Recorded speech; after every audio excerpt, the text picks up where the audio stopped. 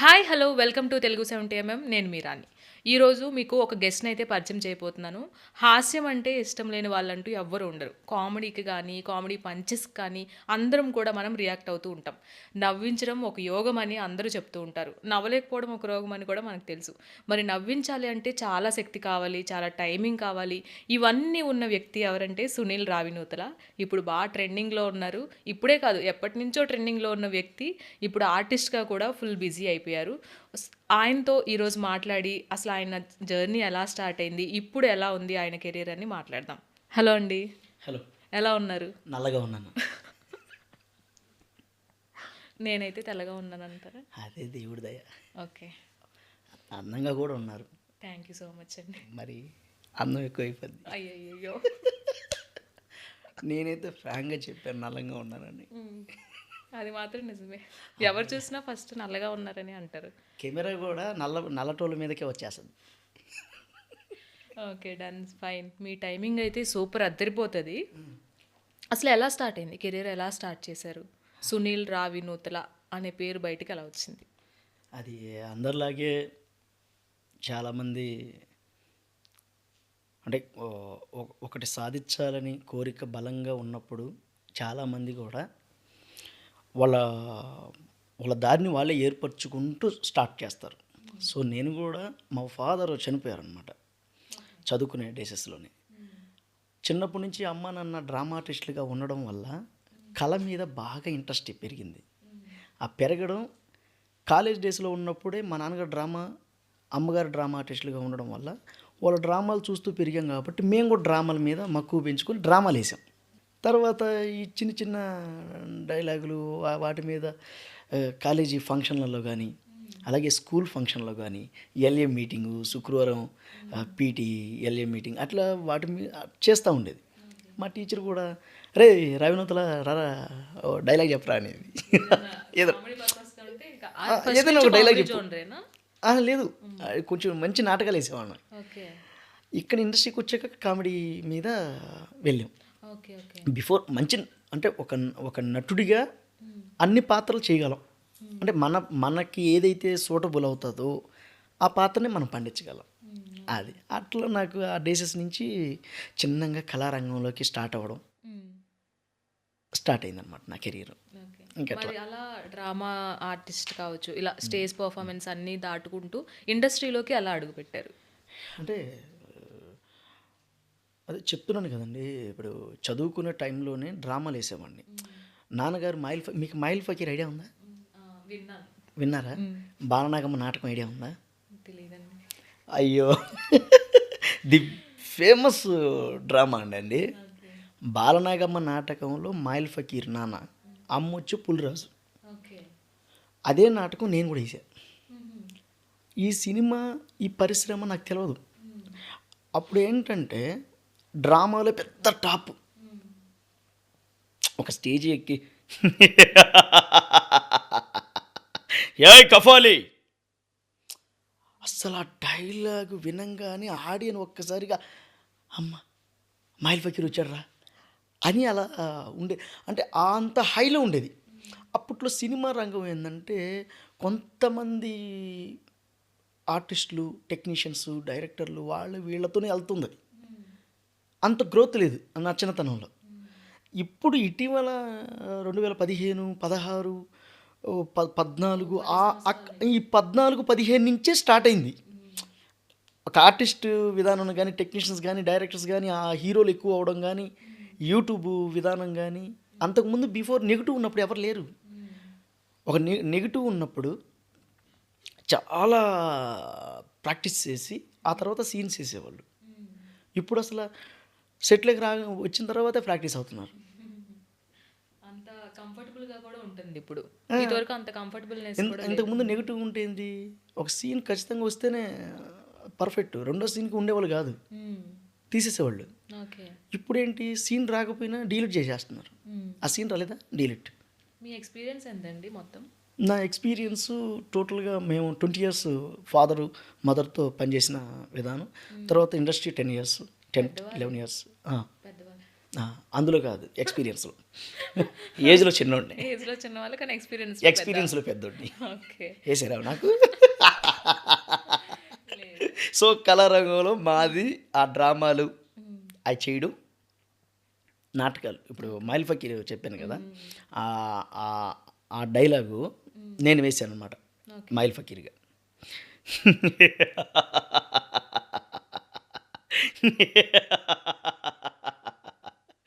ఏయ్ కఫాలి, అఖండ జోల ప్రజోల కలల ధర్మిష్ఠిని, మచ్చ మచ్కీష్క భక్షిణి, దుమ్ దుమ్ కల్లా జుమ్ జుమ్ మార్తు ప్రయాణి హచ్చనంద స్వరూపిణి. మాతా సెలవిచ్చిన ప్రకారం గండ బెరండ పక్షులు చంపి నెత్తుట్లో వేసాలు స్నానాలు చేసి వస్తుంది కదా, ఈ పకిరికి చావు లేదు. పకిరు అమరుడు, అమరుడైపోయాడు. ఏం పలకవేం? నాగు, ఈ మాగిలి పకీరు అటాసాలకు భూగోళం దద్దరిల్లిపోయింది కదూ. రా నాగు, రా. ఈ పకీరు కవిట్లో 1000 శతాబ్దాలుగా నిద్రపోదురా నాగు. ఏ కపాలి, ఇలా ఉండేది అన్నాటికి. మైక్ జాగ్రత్త అండి. మీ మైక్ జాగ్రత్తనే ఉంటుందండి, మీ మైక్ ఏం కాదు.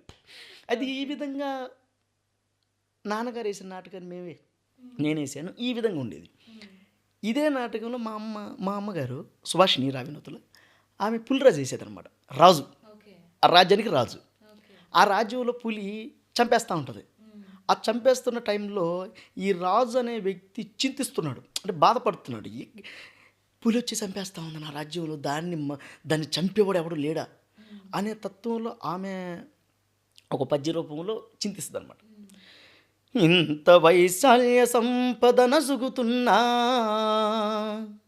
నాదు రాజంబులో,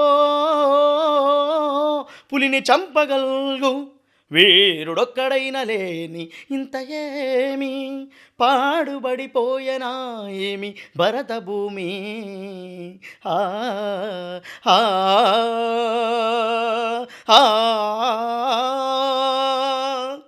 ఆ, పులిని చంపిన వీరుడా తక్షణమే ప్రవేశపెట్టుము. అబ్బా! ఈ విధంగా ఎన్ని వేరియేషన్స్ అసలు. ఆ వాయిసే చాలా బాగుంది మీది. అందుకని ప్రజా కళాకారులకి ఇన్ని ఉంటాయి. హ్మ్. సినిమా ఆర్టిస్ట్కి ఏంటంటే ఒక స్క్రిప్ట్ చెప్పారు, చూసుకున్నారు, ఆ డైలాగ్. స్క్రిప్ట్ చెప్తారు, ఆ స్క్రిప్ట్ ఇస్తారు, అందులో ఉన్న డైలాగ్ చూస్తారు, అదే చెప్తారు. కానీ నిజమైన నటుడు ఆ రాసిన ఏదైతే డైలాగ్ ఇస్తామో ఆ డైలాగులో ఉన్న భావాన్ని అర్థం చేసుకోవాలి. అప్పుడే నీకు ఆ సోల్ కనిపిస్తుంది. నాకు ఒక లాయర్ గారు ఒక మాట అన్నారు మొన్న ఇటీవల కొత్త సినిమా చేస్తుంటే, క్యారెక్టర్ వేసుకొని మేకప్ వేసుకున్న తర్వాత క్యారెక్టర్ వేసుకోకన్నాడు. చాలా అద్భుతమైన మాట మాట్లాడాడు. భావం అర్థం చేసుకోగలిగితేనే స్క్రీన్ మీద ఆ ప్రెజెన్స్ కూడా బాగుంటది. అంతే, ఎగ్జాక్ట్‌గా ఆ ఎమోషన్ అనేది బయటకు కనపడుతది. పండుద్ది. లేకపోతే ఏదో డైలాగ్ ఇచ్చాం, ఎరా మామ బాగుండవా, ఏంట్రా ఈ మధ్య కనిపించట్లేదా, అబ్బో ఇలా ఉంటుంది. అదే నువ్వు నిజంగా మాట్లాడితే ఆ వచ్చే మోడ్యులేషన్ వేరేగా ఉంటుంది ఇంకా. అదనమాట. సో అక్కడి నుంచి నేర్చుకున్నాం కాబట్టి మా తల్లిదండ్రులు, మా నాన్నగారి గురించి అట్లా స్టార్ట్ అయ్యింది. మరి ఆ డ్రామా ఆర్టిస్ట్, ఈ స్టేజ్ పర్ఫార్మెన్సెస్ నుంచి మిమిక్రీ ఆర్టిస్ట్‌కి ఎప్పుడు మారారు? అంటే మారడం అంటే నాలో అది ఉందని నాకే తెలియదు. అంటే మిమిక్రీ అదంటే ఇంకేదన్నా అనుకున్నారు. మిమిక్రీ ఉందని నాకు తెలియదు. అయితే మీకు ఇప్పుడు జరిగిందంతా చెప్పాను. ఈ పద్యాలు, పాటలు, గీట్లు మొత్తం అంతా మర్చిపోయినా. మా అమ్మగారు మళ్ళీ రేడియో కేంద్ర సింగర్, విజయవాడ రేడియో కేంద్రం రిటైర్. సో వీళ్ళతో పాటు ఈ విధంగా ఉండగా నేను డిగ్రీకి వచ్చా. డిగ్రీ బీకామ్ నాది. బీకామ్లో టీచర్స్ డే ఫస్ట్ ఇయర్. ఆ టీచర్స్ డేకి చిన్నప్పటి నుంచి ఎలా ఉండేదంటే, నా 6th క్లాస్లో చంద్ర మిస్ అని ఒక మేడం ఉండేది. చంద్ర మిస్ గారి బ్రదర్ మా నాన్నగారికి ఫ్రెండ్. స్కూల్కి నేను ఎప్పుడు వచ్చినా నాకు టిఫిన్ పెట్టేది, నా దగ్గర కూర్చోబెట్టుకునేది ఆ మేడం, ఆ టీచరు చంద్ర మిస్ గారు, పీటీ మేడం. ఆమె నా చేత పాటలు పాడించుకోవడం కానీ, డైలాగులు చెప్పించుకోవడం కానీ ఇలా చేస్తుండేది అనమాట. దానికి బ్యాక్ స్టోరీ ఏంటంటే, ఒక ఈవెంట్కి వెళ్ళాం, ఒక పెద్ద గ్రాండ్గా ఫంక్షన్ జరుగుతుంటే నేను మా నాన్నగారు వెళ్ళాం. వెళితే అక్కడ ఏదో ఒక వ్యక్తి ఏదో చేస్తూ ఉన్నాడు, మ్యాజిక్లు ఏదో సంథింగ్ వాయిస్లు గీసులు చేస్తున్నాడు. కానీ నాకు తెలియదు అది వాయిస్లని. ఏంటది అని అన్న, అందరు క్లాప్స్ కొడుతున్నారు. ఏంటది అని అంటే, ఒకరి వాయిస్ని ఇంకొకరు ఇమిటేట్ చేయడం నాన్న అని చెప్పి చెప్పుకొచ్చాడు ఆయన. అక్కడ వాయిస్ ఏమో పక్కన పెడితే వాడు చేసేదాన్ని క్లాప్స్ కొడుతున్నారు అందరూ. అది నాకు నచ్చింది బాగా, అట్రాక్ట్ చేసింది నన్ను. నేను కూడా చేస్తే నాకు కొడతారు కదా వీళ్ళు, నాన్నగారు డ్రామాలు అయ్యి వేస్తున్నారు కదా, ఇలాంటిది ఏదో చేస్తే ఇంకా బాగుంటుంది కదా, ఈ జనాలు కూడా నాకు కూడా క్లాప్స్ కొడతారు కదా అనే ఆ తెలియని ఆ 6th క్లాస్ తెలియని ఒక ఆనందం చూసానా. అదే టైంలో చంద్రబాబు గారు వచ్చారు. ఆ పక్కన ఏదో ఏదో ఏదో దానికి మేము మా స్కూల్ పక్కనే ఆయన చేస్తున్న విధానం అక్కడ అది నాకు బాగా నచ్చింది.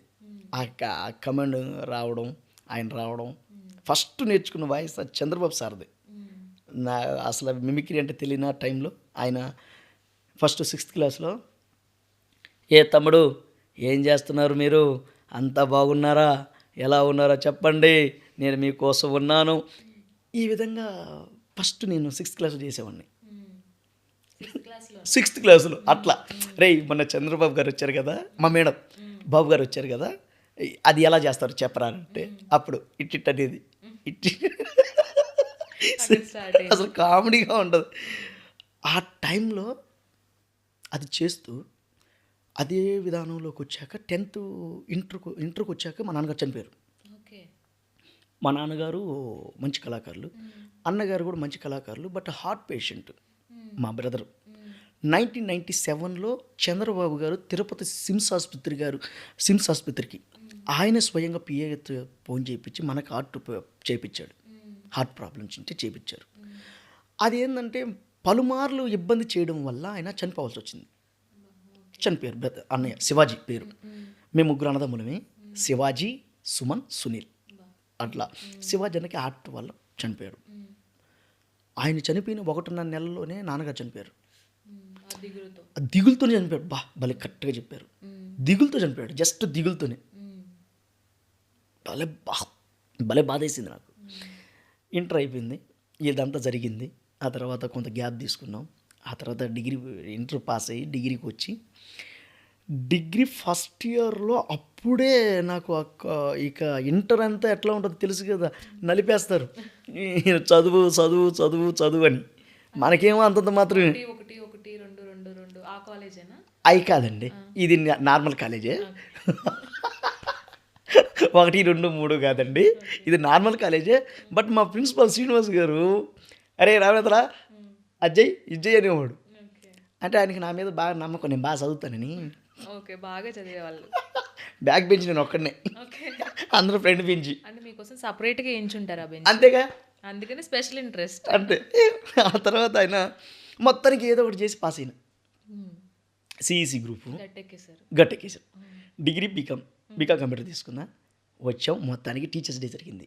అక్కడ చేశానండి ఫస్ట్ ఈ చంద్రబాబు సార్ వాయిస్ పూర్తిగా, ఇంకా ఫుల్ ప్లెడ్జ్డ్గా.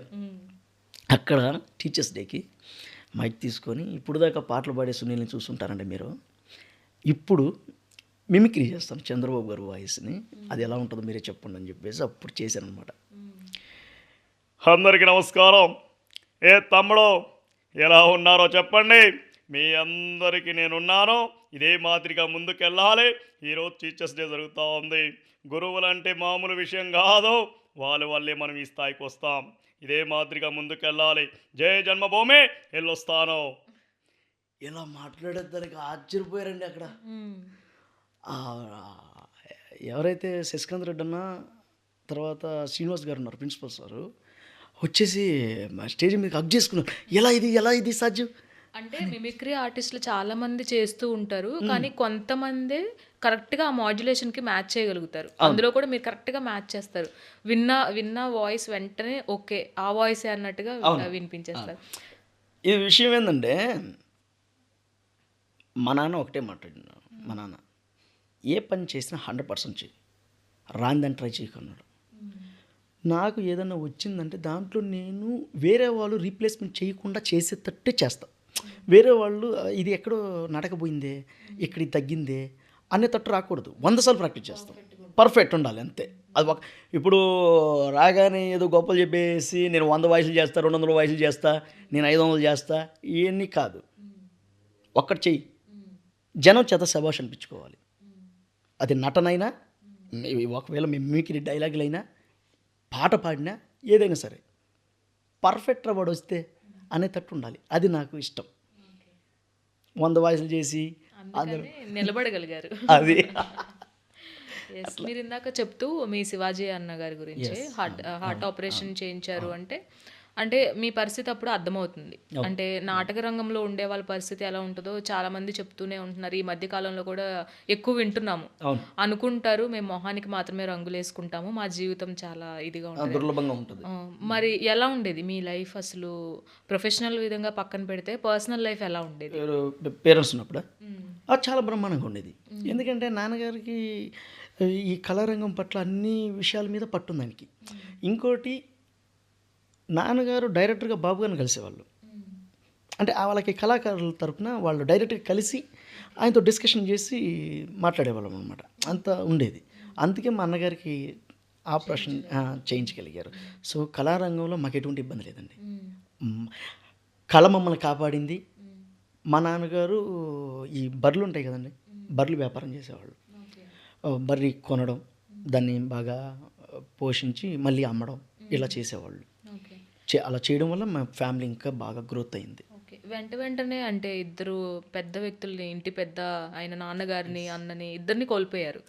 అప్పుడు తర్వాత ఎలా ఉంది లైఫ్? అంటే ఒక్కసారిగా ఏం అర్థం కాదు. బాధ్యతలన్నీ ఒకరి మీద పడిపోతాయి.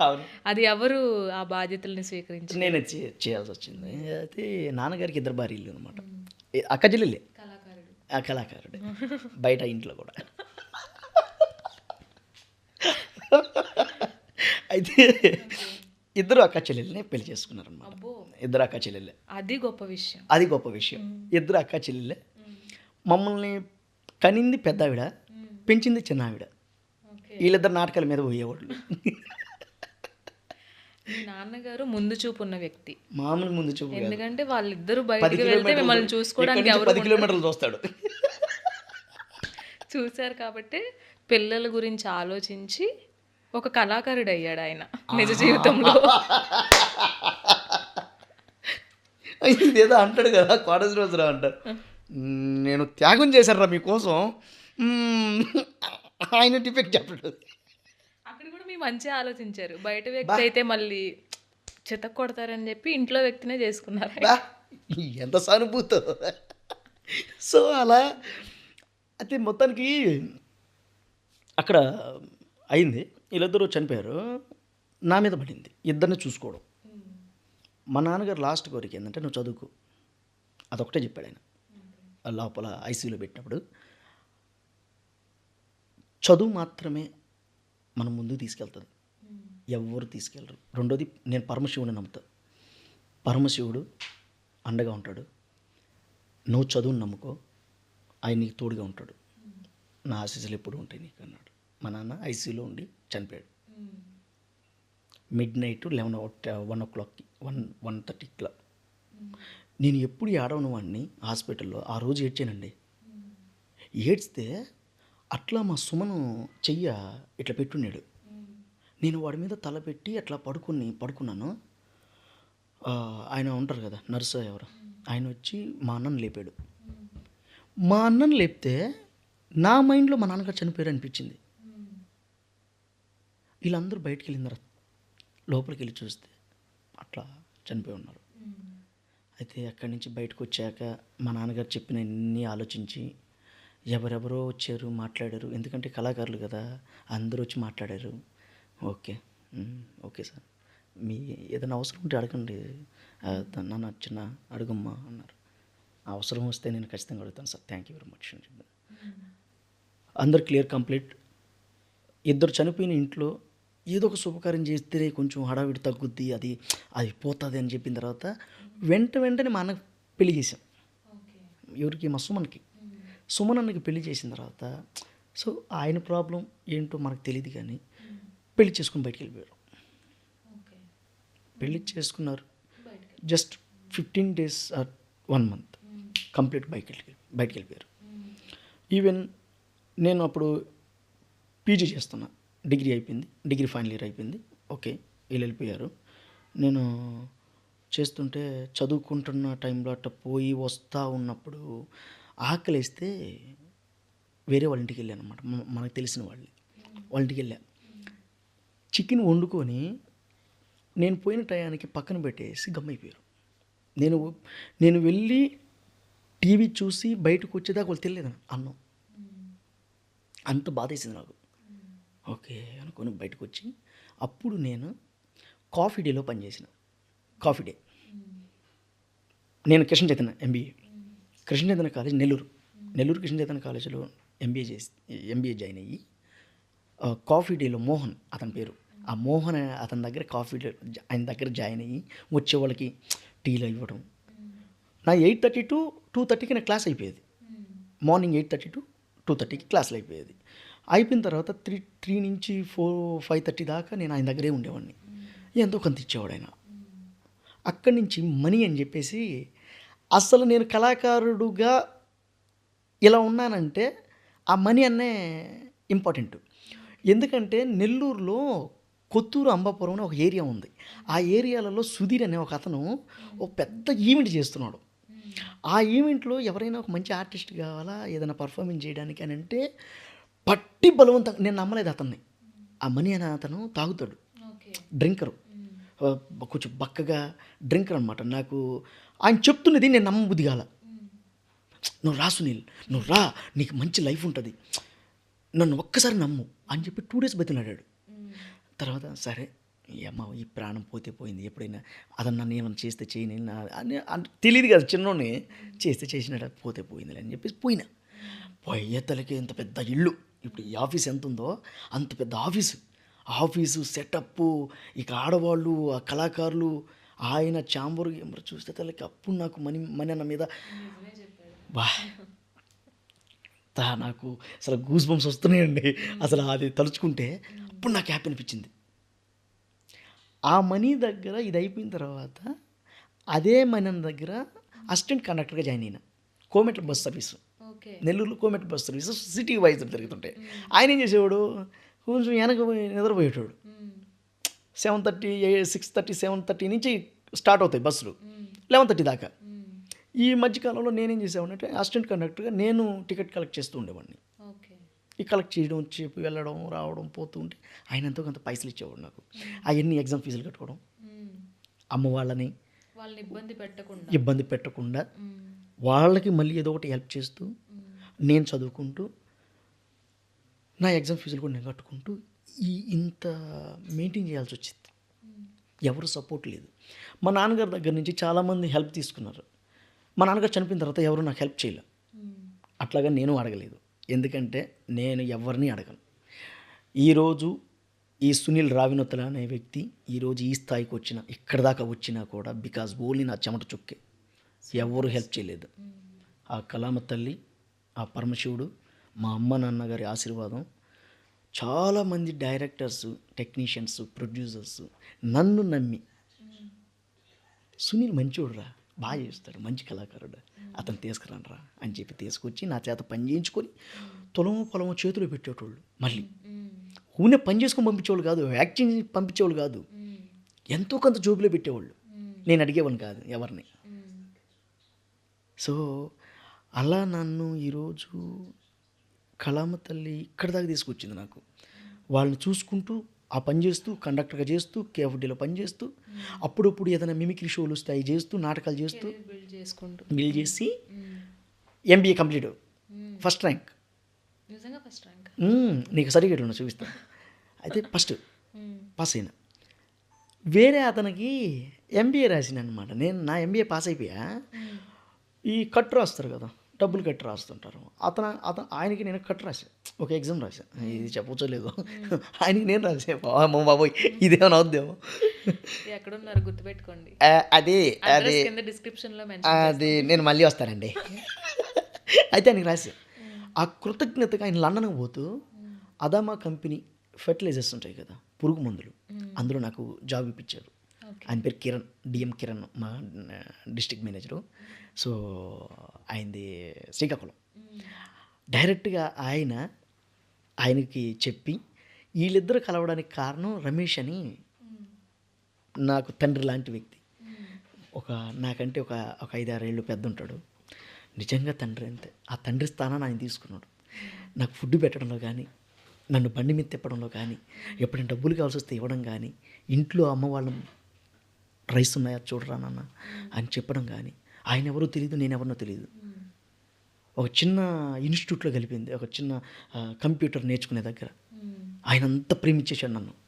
ఆయన ద్వారా ఈ ప్యాడీ సార్ కలవడం, ప్యాడీ సార్ అంటున్నా, ఆయన అని పేరు, ఆయన కలవడం, ఈయన కలవడం, తర్వాత నన్ను అక్కడ తీసుకొచ్చి దాంట్లో జాయిన్ చేస్తే ఫీల్డ్ అసిస్టెంట్గా జాయిన్ అయినా. పేరు మర్చిపోయారు మీరు ఎవరిదే? ఇప్పుడు. ఆర్ఎం, పారిజాతం ఆర్ఎం గారు. పేరు మర్చిపోతే మళ్ళీ ఆయన పేరు ఏదో. అయితే ఈ రమేష్ అన్న ఇంత హెల్ప్ చేసి దాంట్లో బుచ్చిరెడ్డిపాలెం, నెల్లూరు పక్కన బుచ్చిరెడ్డిపాలెం, అక్కడ జాబ్ ఇప్పించాడు. బాగుంది, పావలా రూపాయి ఇస్తున్నారు. వెళ్ళాను, రోజు 2 అవర్స్, మార్నింగ్ ఈవినింగ్ 2 అవర్స్ చేసుకొని వాళ్ళిద్దరిని బాగా చూసుకొని, అప్పుడు నాకు అనిపించింది టైం వేస్ట్ అయిపోతుంది. నేను అనుకున్నది ఇది కాదు కదా, నటించాలి. నాకు నటన ఇష్టం.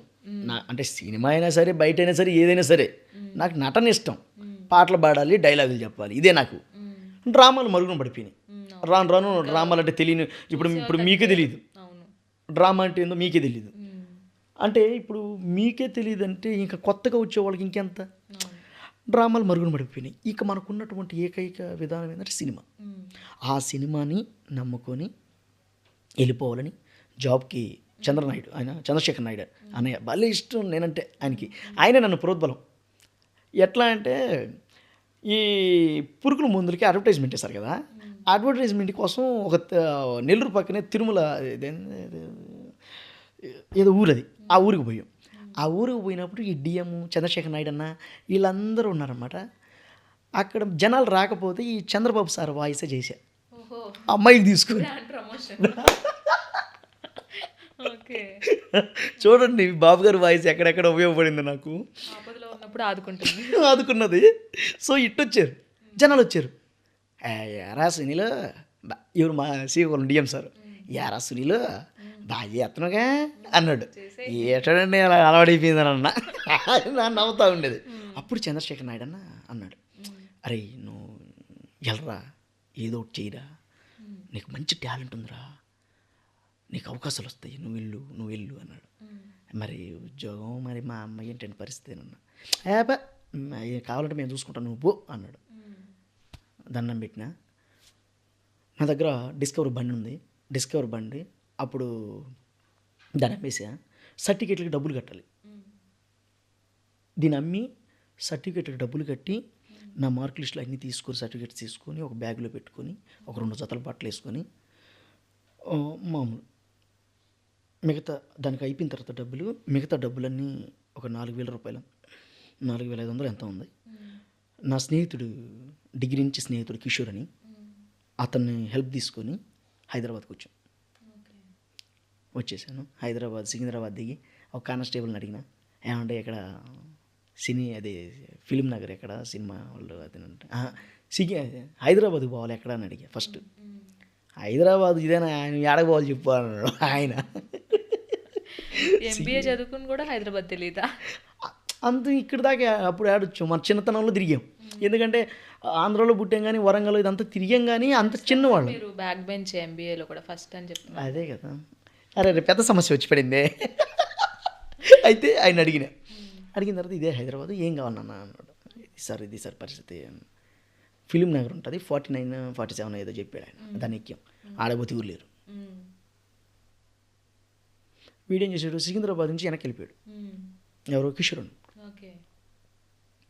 ఫిలిం నగర్కి వచ్చి ఆడంతా దేవులాడి ఏమీ దొరకలేదు, డబ్బులు కొంచెం కొంచెం అయిపోవచ్చుతూ ఉన్నాయి. అక్కడి నుంచి మన జూబ్లీ చెక్ పోస్ట్ ఉంది కదండి, అక్కడ దాకా ఒక బండిలో నాకు లిఫ్ట్ అడుక్కొని అలవాటు ఉంది. నాకు ఎవరైనా లిఫ్ట్ ఇస్తారు, ఎందుకంటే నేను డిగ్రీ కూడా లిఫ్ట్ అడుక్కొనే చదువుకున్నాను. లిఫ్ట్ అడగడం, దూరం నడుచుకుంటూ పోవడం, లిఫ్ట్ అడిగి వెళ్ళిపోవడం, ఇది నాకు అలవాటు. హైదరాబాద్లో కూడా నేను చాలా బండ్లు లేనప్పుడు లిఫ్ట్ అడుక్కొని తిరిగిన, ఆడిషన్స్కి కానీ అట్లా. చెక్ పోస్ట్ దగ్గర దింపాడు, అక్కడి నుంచి నడుచుకుంటా కేబీఆర్ పార్క్ దగ్గరకు వచ్చి, అది నా ఫస్ట్. ఎవరు తెలియదు, రామారావు రెడ్డి అని ఆయన నా విధానం చూసి ఆయన అన్నం పెట్టాడు బాగా. బసవతారకం హాస్పిటల్ ఉంది కదా, అక్కడ క్యూలో నిలబడుకొని అన్నం తినేవాడిని రోజు. ఎప్పుడైనా అన్నం పెడితే వాళ్ళు పెడతారు కాబట్టి డైలీ పెడతారు వాళ్ళు. ఆడ అన్నం తినేసి మిగతా టైంలో కేబీఆర్ పార్క్ దగ్గర ఆ చెట్టు కింద ఉంటే ఆ చెట్టు కింద కూర్చోండేవాడిని. ఎలా వెళ్ళాలి? మదన ఏంటంటే ఇంటికాడ ఏం జరుగుతుందో తెలియదు, ఏమీ అర్థం కావట్లా. నాకొకటే ఎవరిని కలవాలి, ఎవరినితో ఎలా ముందుకెళ్ళాలి నేను, అదొక సందిగ్ధం అయిపోయింది నా మైండ్లో. అనేది కనపడట్లేదు. కనిపెట్టలే, బ్లాక్ వచ్చేయడం అయితే అయిపోయింది. వచ్చేసారు కానీ వచ్చేసాను కానీ బ్లాక్ అయిపోయింది. ఆ తర్వాత ఏం చేయాలని ఈ రామారెడ్డి అన్న ఒకటేమైనా పూల పెడతా ఉన్నాడు. నువ్వు ఇంటికి పో, డబ్బులు ఇస్తాను నీకు, నువ్వు ఇంటికి పో, డబ్బులు ఇస్తాను అంటాడు. నాకు కోపం వచ్చేసి, సార్ నేను వచ్చింది ఇంటికి వెళ్ళిపోవడం కాదు, ఇక్కడే నిలబడాలి నేను. ఎందుకంటే ఇంటికి పోతే వెనక ఎవరు లేరు. మా నాన్న చనిపోయాడు, మా అన్న చనిపోయాడు, ఇద్దరు ఆడవాళ్ళు. వాళ్ళు ఏం చేస్తారు? నాకు ఆస్తులు లేవు, అంతస్తులు లేవు, ఏమున్నాయి? ఇంటికి పోతే ఏం చేయాలి నేను? ఏం జరిగినా నేను చనిపోతే ఇక్కడే చనిపోతా, నేను పోను ఇంటికి. మీరు ఏదైనా హెల్ప్ చేస్తారా? అది చేయండి, లేకపోతే వదిలేండి. అప్పుడు వినిపించినానికి డైలాగులు, ఈ మాయిల్ ఫకీర్ డైలాగులు, పద్యాలు. దీనికి బిఫోరు మేము మెడ్రాసు క్యాన్వర్సింగ్ చేసాం. స్టాలిన్ గారి క్యాన్వర్సింగ్, వడ్లైన్ అని, విల్లువాకం అని చెప్పేసి అక్కడ చేస్తే, అక్కడ మన తెలుగు పాట గొప్పతనం తెలుగు వాళ్ళ దగ్గర పాడింది మా అమ్మ. అది నేను నేర్పించాను మా అమ్మకి. రైటర్ వేరే ఆయన రాస్తే, పాడరావో తెలుగువాడా, పాడరావో కలిమిరేడా, పాడరా మన తెలుగుదేశపు భవ్య చరితల దివ్య గీతం, పాడరా యుగ యుగంబుల నిండు బంగరు గంగనిచ్చిన గౌతమీ నది, కోకినూరులు కురులు ముడిచిన కులుకు తేనెల కృష్ణవేణి, హాయగారతనాల సీమ ఓలలాడెను తుంగభద్ర, సొగసు కూర్చెను తెలుగు తల్లికి సుఖములీచెను తెలుగువానికి, పాడరా ఓ తెలుగువా, పాడరా ఓ కలిమిరేడా, పాడరా మన తెలుగుదేశపు భవ్య చరితల దివ్య గీతం, పాడరా. ఇది అక్కడ పాడితే మా అమ్మకి అవార్డు ఇచ్చారు. దాన్ని ఈయన దగ్గర పాడినా, రామారావు సార్ దగ్గర పాడి, ఈ మాయిల్ ఫకీర్ డైలాగులు, పాటలు, పద్యాలు అన్నీ వినిపించి, ఇది నేను నాది, ఇది నువ్వేమో వెళ్ళిపోమంటున్నావు, నా దగ్గర ఇది సరుకు ఉంది, నా దగ్గర వర్క్ ఉంది, నేను ఒక ఇనుముని, మంట ఉన్నవాడు కానీ కలిస్తే నాలో ఉన్నటువంటి తేజస్సు బయటకు వస్తుంది.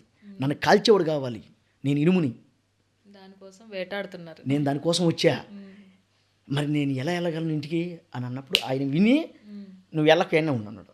ఇదంతా విని, నా మాటలు, నా విధానం విని, ముందే వినిపించుంటే సరిపోయేది కదరా, అదే ప్రాబ్లం అంతా అక్కడే వచ్చింది.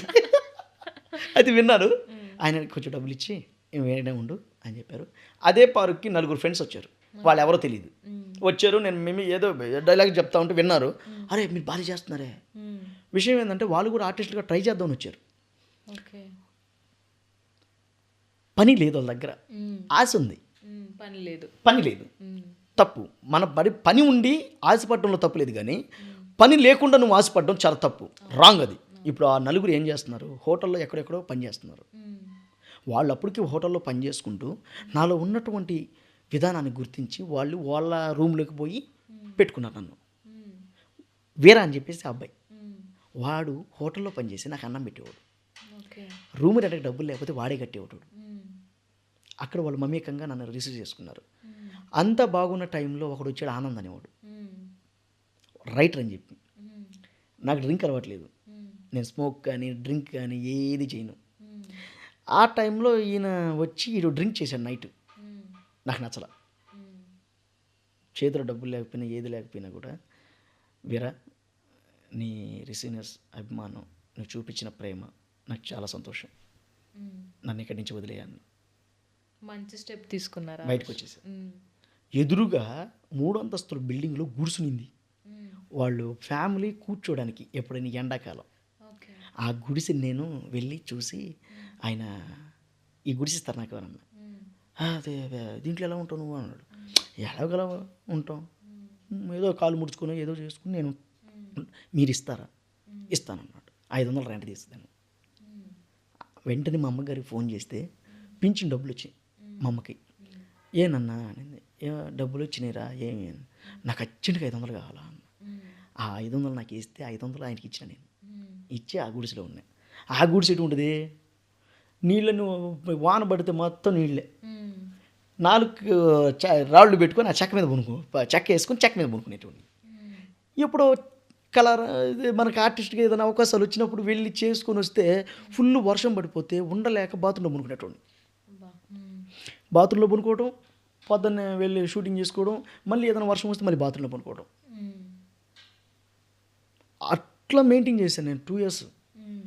చాలా కష్టపడ్డాం అక్కడ. ఒక్కొక్కసారి సల్యూట్ చేసేది. హ్మ్. దుప్పట్లన్నీ తడిచిపోయినాయి, బట్టలు తడిచిపోయినాయి. సల్యూట్ చేసేది. అయినా సరే ఎట్లా నిలబడుకొని ఎట్లా మూల అలా ఎప్పుడు తగ్గుద్దిరా ఈ వర్షం అనుకుంటా ఉండేది. వెంటనే మళ్ళీ బాత్రూంలోకి వెళ్ళి కూర్చునేవాడిని. అట్లా జర్నీ.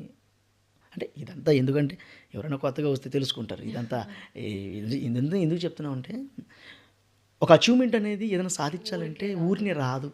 అంటే వడ్డించిన ఇస్తరులో వడ్డించిన అన్నం అంత ఈజీ కాదు అది. ఏదైనా కష్టపడితేనే వస్తుంది. నేను కష్టపడడానికి కారణం కూడా నా దగ్గర వర్క్ ఉందని. అవును. వర్క్ లేకపోతే నేను పడేవాడిని కాదు, అక్కడే ఉండేటోడిని. ఏముంది మన దగ్గర టాలెంట్ లేనప్పుడు ఎంత కష్టపడినా ఎలా వేస్ట్. అందుకని అక్కడ ఉండిపోయాడు.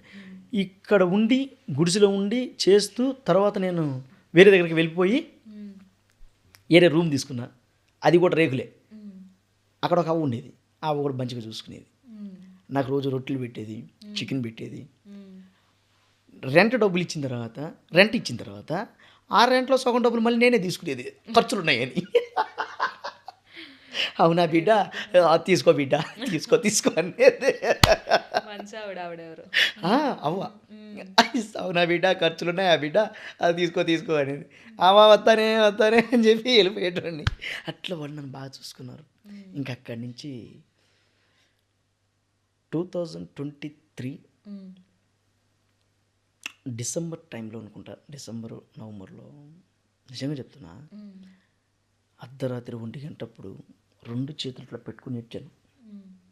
ఏంటి నా కెరీర్, నా బాధ ఏందో తెలుసా, పని ఉంది, మన దగ్గర ఎంత స్పీడు వర్క్ ఉంది, అన్నీ ఉన్నాయి. ఎవడెవడో చిన్న చిన్న బూతులు తిట్టినోళ్ళు ఫేమ్ అయిపోతున్నారు ఏంటి. హ్మ్. అరే వాడికి డైలాగ్ రాదు, ఒక మోడ్యులేషన్ లేదు, ఒక భావం తెలియదు, బూతులు తిట్టంగానే సోషల్ మీడియాలో వైరల్ అవటం ఏంటి, హ్మ్. నాన్సెన్స్.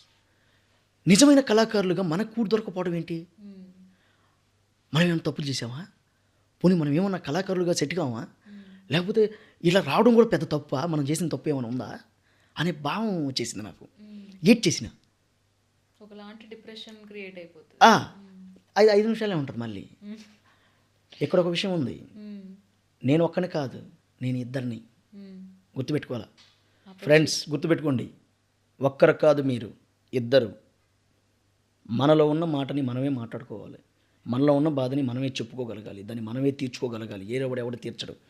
నువ్వు కాకుండా, నీలో ఉన్న వ్యక్తి కాకుండా వేరేవాడితో చెప్పామంటే అది మూడో పర్సన్ అవుతాడు, అలసైపోతాం. ఆలసైపోతావు. సో ప్రతి వ్యక్తిలో కూడా 2 పర్సన్స్ ఉంటారు. మీకై మీరే మాట్లాడుకోవాలి, ఆ సమస్యను మీరే ప్రాబ్లంకి మనమే సొల్యూషన్ తెచ్చుకోవాలి. ఎత్తుకోవాలి. నువ్వు ఏడ్చావు, చెయ్యి ఏమన్నా తీడుస్తుందా, తొడవదు. మరి తొడవనప్పుడు వాడికి ఎందుకు చెప్పుకోవాలి మనం సమస్యని, చెప్పాల్సిన అవసరం లేదు.